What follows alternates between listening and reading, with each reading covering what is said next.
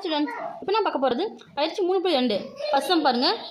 k என்பது மெய்யெண் எனில் 2x² + kx + k = 0 எனும் பல்லுறுப்புக்கோவை சமன்பாட்டின் மூலங்களின் இயல்பை k வழியாக ஆராய்க. அதாவது இப்போ ஒரு சமன்பாடு நம்ம கொடுத்துட்டாங்க.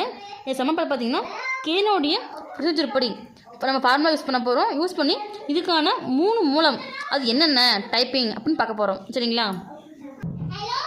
இப்போது இந்த 3 வேல்யூ இருக்குது பார்த்தீங்களா, நம்ம ஏபிசி எடுத்து எழுதிக்கலாம். சமன்பாட்டிலேருந்து ஏனோட வேல்யூ பார்த்தீங்கன்னா 2, பீனோட வேல்யூ பார்த்தீங்கன்னா கே, சீனோட வேல்யூ கே. சரிங்களா?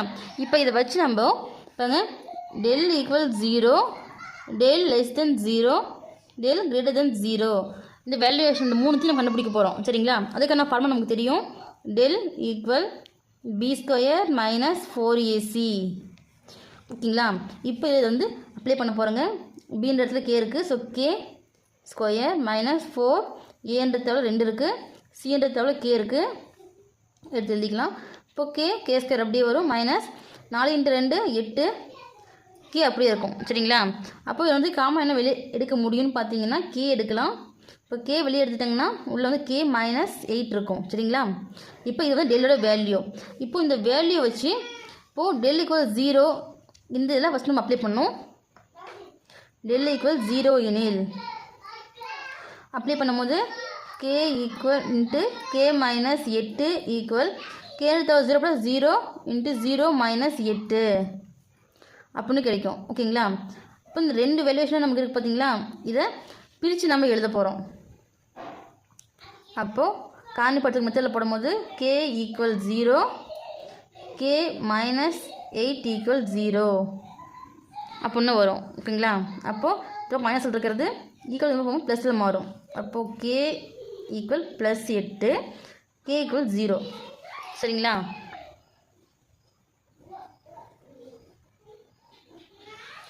அப்போ தஃபோர் ஃபைனலாக எடுத்து நம்ம எழுதும் போது k லெஸ் தென் 0 எனில் 0 போது டெல் கிரேட்டர் தென் 0. ஓகேங்களா? அப்போது இதுக்கு பார்த்தீங்கன்னா மெய் மற்றும் சமமற்ற மூலங்கள் இருக்கும். சரிங்களா? எப்படின்னு பார்த்தீங்கன்னா இப்போது மெய் மற்றும் சமமற்ற மூலங்கள்.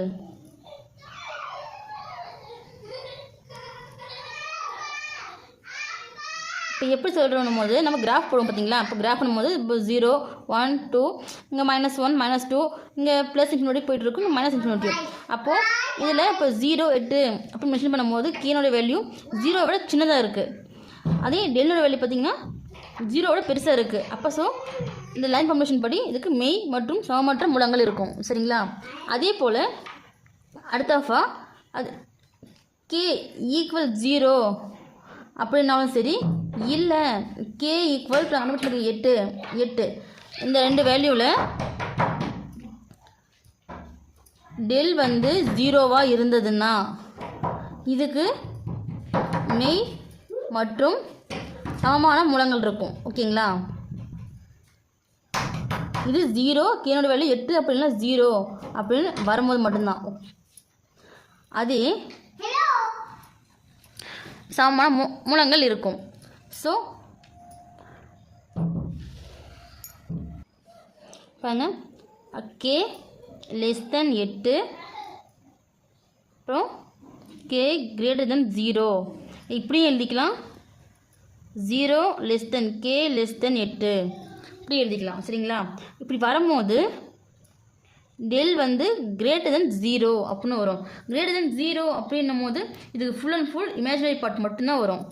அப்போது கற்பனை மூலங்கள்.